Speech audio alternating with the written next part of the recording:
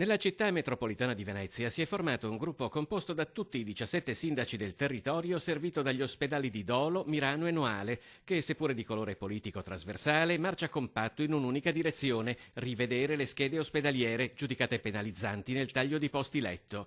I primi cittadini hanno manifestato davanti ai propri ospedali e sono stati ricevuti in regione dall'assessore Lanzarin.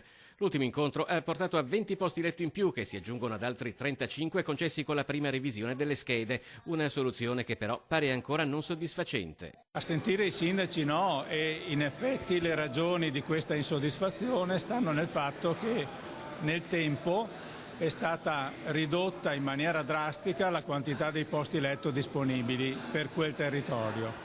Il parametro di riferimento regionale e nazionale è 3 posti letto per 1000 abitanti. Se noi andiamo a registrare il parametro di quell'area siamo a 1,8, quindi troppo drastica la riduzione.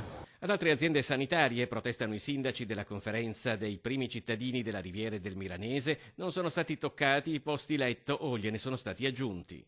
Io credo che la Giunta, nel concludere il percorso dell'atto amministrativo delle schede, potrebbe dare delle risposte che finora con la Commissione non siamo riusciti a ottenere.